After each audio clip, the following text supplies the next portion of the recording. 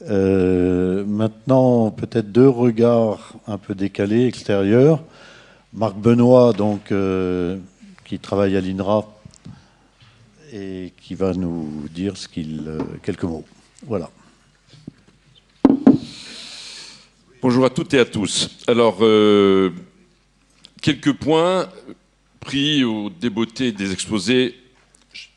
Par chance, j'avais un petit peu de texte avant.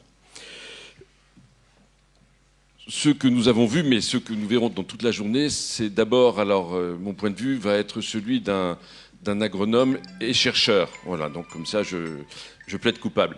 Ce sont des semeurs d'idées.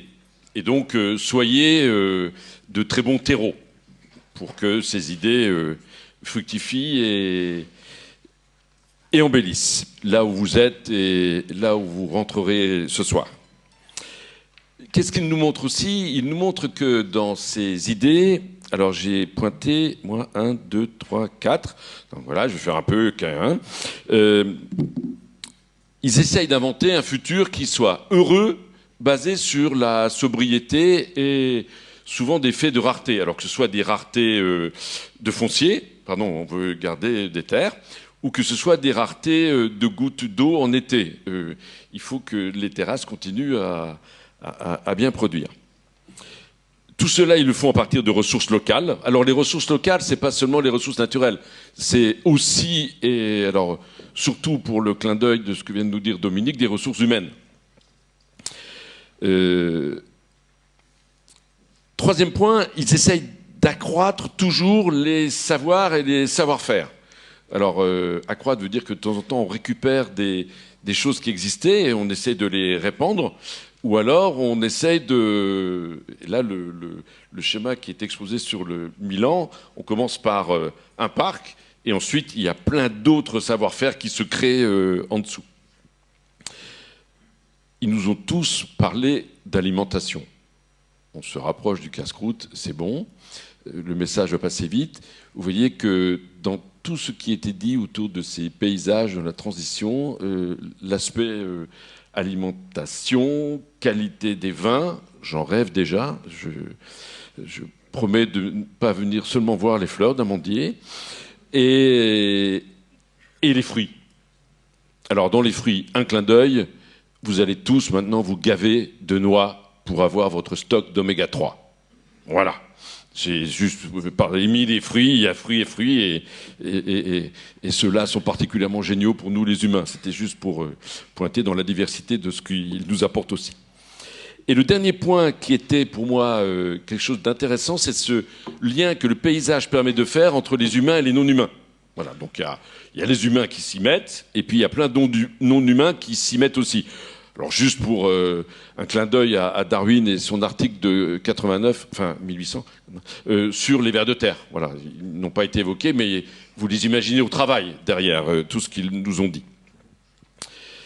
Le deuxième point que je veux, alors là je me décale complètement, par rapport à ce qui a été exposé là, il faut aussi que l'on tienne compte qu'il y a une vieille histoire de ces pensées, de ces textes. Alors, l'année prochaine, on va fêter les 400 ans d'Olivier de Serres.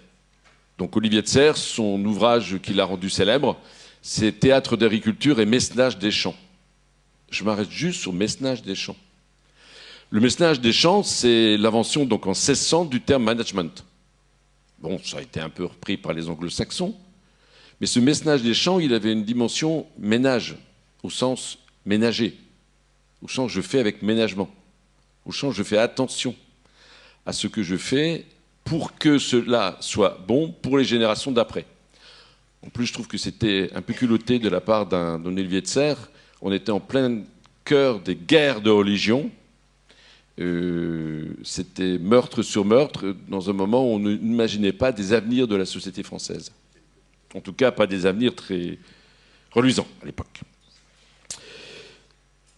Pour faire juste un petit parcours, donc personnellement, donc moi le texte qui me fait plus penser à ce que vous avez tous dit est un texte de collègues qui s'appelle Pays, paysans, paysages et qui a été écrit en 1975, qui parlait des prairies de la montagne vosgienne. Alors c'est juste par rapport au machite je pense que je fais une erreur, enfin, pardon, je vais améliorer la prononciation la prochaine fois que j'irai les voir, mais les prairies de la montagne vosgienne sont aussi irriguées de la même façon pour accélérer leur démarrage au printemps, à la fin de l'hiver, et aussi pour utiliser au mieux l'eau quand la neige fond et permettre à l'herbe de pousser. Voilà. Et donc, il va falloir qu'on se parle d'herbe et d'herbe dans des zones humides. Pour finir, paysage et agriculture, donc qui était le cœur de cette première séquence.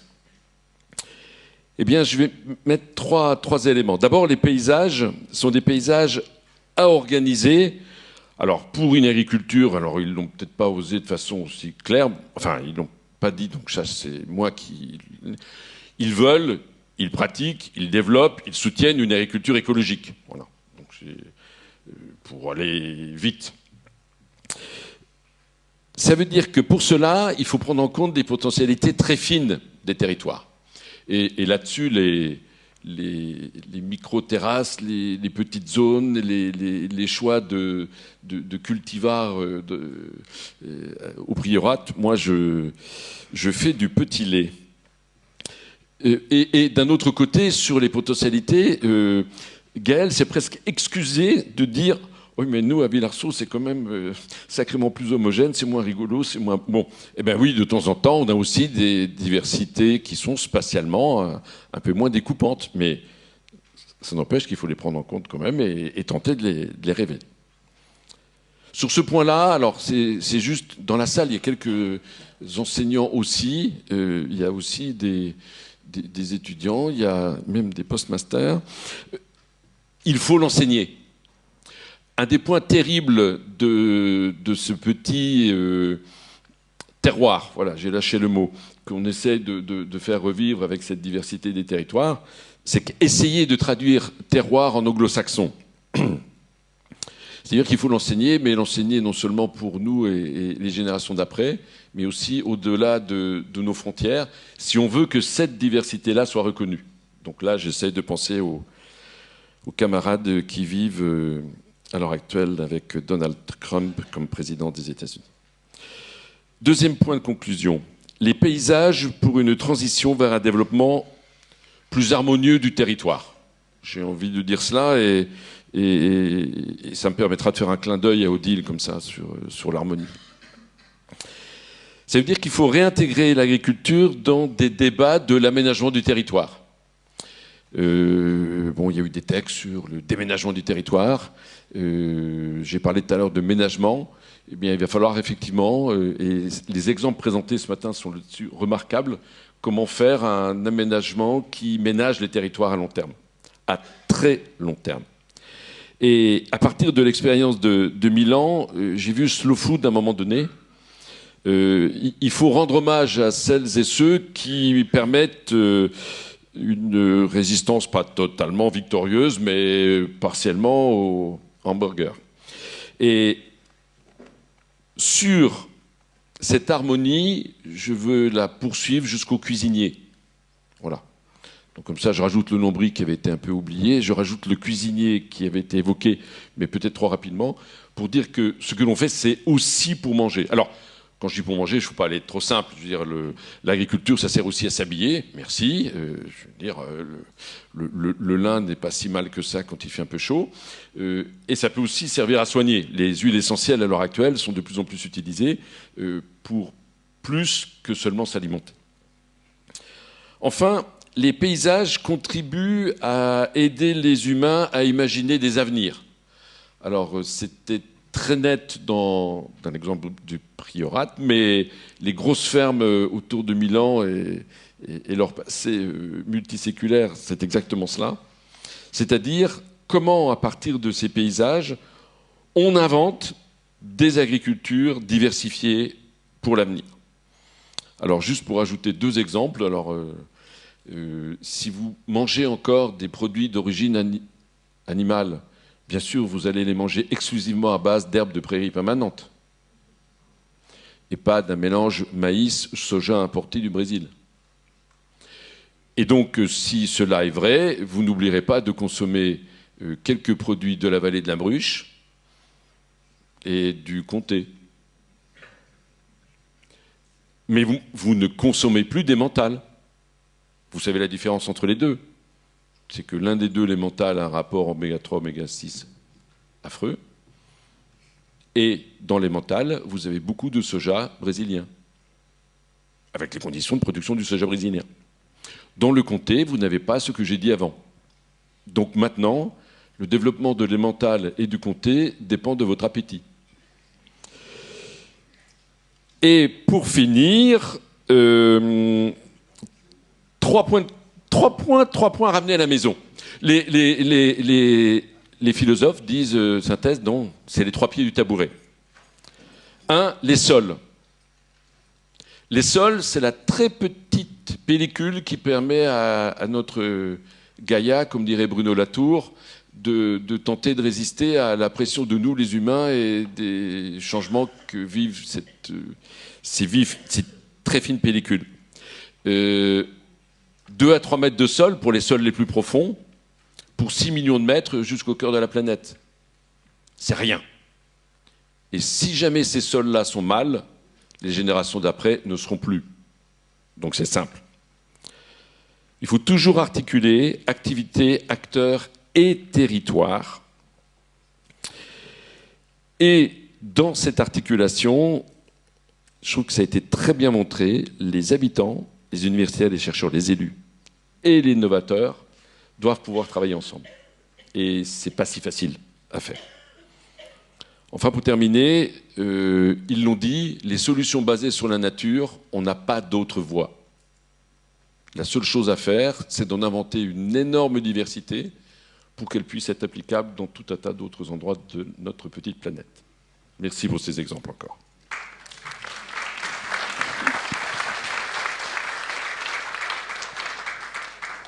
Alors, Emmanuelle Latouche. Merci. Toujours un peu difficile de parler en dernier, parce que pour arriver à rajouter des idées par rapport à ce qui a été dit. Je travaille pour un groupement d'intérêt public qui travaille à la fois pour l'État, la région, l'ADEME et les collectivités, et qui essaye d'accompagner par de la ressource, par des moments d'échange, la transition au sens le plus large vers un développement durable, donc intégrant la transition énergétique, la transition alimentaire. Voilà, donc je suis ravie d'être ici.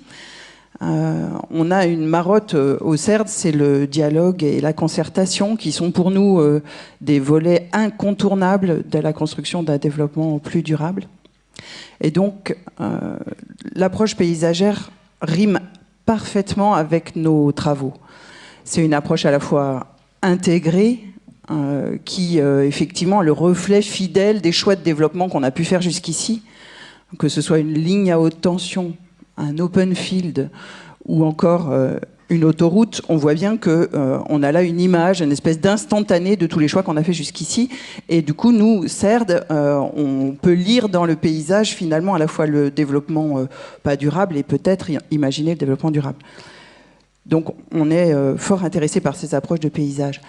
La spécificité pour moi du paysage, c'est quand même, et ça a été dit en introduction par la présidente du collectif, c'est que c'est un bien commun. On n'a peut-être pas encore prononcé le mot, mais par contre il interroge et il convoque le sensible, l'esthétisme, ça a été très bien dit, et donc il nous interroge tous. Et en ça, c'est un objet finalement de démocratie, puisqu'on a tous un avis par notre passé sur le paysage qui accompagne notre enfance, qui accompagne notre quotidien. Voilà. Par contre, ça le rend extraordinairement complexe. Moi, j'ai eu de l'écologie dans le biberon. Les éoliennes, je trouve ça vraiment très beau. Si j'étais agriculteur, fils de quelqu'un qui avait rasé toutes les haies pour être plus efficace, peut-être que je détesterais les haies. Donc voilà, on a bien une interpellation personnelle dans le paysage, et ça, je trouve que ça renvoie au sujet, parce que moi, je suis pas paysagiste, très, très compliqué. Dans les témoignages, j'en viens, moi, il y a 3 idées qui m'ont semblé peut-être ressortir ou être derrière un peu ce qui a été illustré par vos exemples et qui était vraiment super intéressant.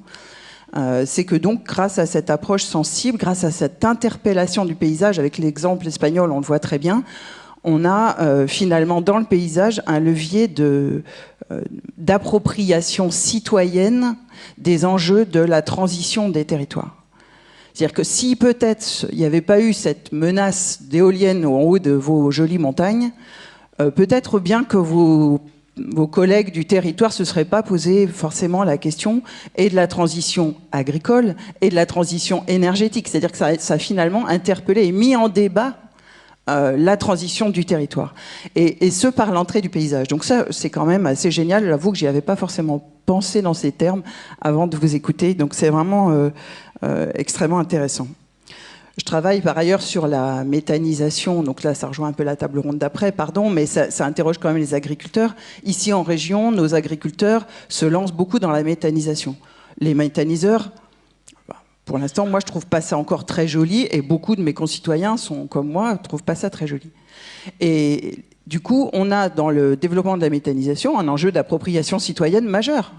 Les gens, ils disent, bah, ça va venir dans mon paysage, au bout de mon jardin où j'ai acheté ma maison avec beaucoup de difficultés. J'avais du monde rural à mes fenêtres. Maintenant, j'ai un méthaniseur. Je suis pas trop d'accord. Donc là encore, on a une interpellation finalement par le paysage de la question de la transition énergétique. Enfin, c'est vraiment un autre exemple qui fait écho au vôtre.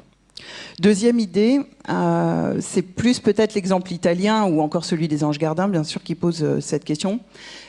C'est la question de la complicité ville-campagne. Alors c'est des choses qu'on a beaucoup racontées il y a longtemps. J'étais jeune à l'agro, on parlait déjà de lien ville-campagne, mais finalement la question est complètement posée par le paysage. Est-ce qu'on n'a pas là un moyen de réconcilier vraiment, et vous l'avez très bien montré, madame, en Italie, et puis ici sur le bassin minier, les urbains et les ruraux. Au CERD, on prévoit de travailler plus finement sur ces questions de réciprocité, mais très concrètement, c'est-à-dire que c'est pas seulement on s'entend bien avec notre grand-père agriculteur, c'est que véritablement pour gérer cette transition de manière durable, il va falloir rétablir des vrais contrats entre le monde rural et le monde urbain, parce que notre eau ici à Lille, enfin on n'est pas à Lille là, mais à Lille, l'eau potable, elle vient du monde rural. On ne peut pas faire sans interroger les pratiques agricoles sur les sources et les captages. On n'est pas indépendant. Sur l'alimentation et les bonnes pommes dont tu parlais, moi en ville, je peux essayer de mettre un pommier dans mon micro-jardin, mais ça ne va pas le faire. J'ai absolument besoin des agriculteurs. Donc cette question du paysage par les entrées que vous avez montrées, finalement réinterroge aussi cette complicité active entre urbains et ruraux, et donc la manière dont on peut construire ensemble, et vous l'avez dit, l'avenir de nos paysages communs. Et sur cette question, je voudrais juste pointer la question des paysages de transition, enfin de ces ceintures vertes, de ces banlieues qui n'ont pas d'identité. Je pense que dans cet avenir commun, en termes de paysage, il faudra aussi bien sûr les réintégrer et penser le continuum paysager entre le centre urbain et le monde strictement rural. Donc voilà, finalement cette question des systèmes urbains ruraux, et nous on travaille beaucoup sur les systèmes alimentaires territoriaux, typiquement c'est un espace de dialogue et de concertation entre les acteurs de l'alimentation en amont et puis ceux qui mangent en aval. Dernière chose, parce que j'ai un faible pour les agriculteurs, vous avez utilisé beaucoup le terme d'agriculteur, comment vous avez dit producteur de paysages. De mon temps, quand j'étais plus jeune, on disait gardien du paysage, c'était autrement plus passif. Je trouve qu'il y a dans la question du paysage, en plus de ce que j'ai déjà dit, une réinterrogation du métier d'agriculteur. Et enfin, tu le dis très bien. C'est-à-dire qu'en sculptant le paysage, en s'inscrivant dans une logique de transition comme à Villarceau, finalement on réinvente le paysage et l'agriculteur est au milieu de ça. Et je trouve qu'il y a moyen vraiment que l'agriculteur retrouve des lettres de noblesse et se réapproprie vraiment son métier en n'obéissant pas à un système un peu, comment dire, pré-produit sur la manière dont il doit travailler. Voilà, il y a un avenir aussi pour l'identité agricole à travers le paysage et je trouve que c'est plutôt très enthousiasmant. Voilà.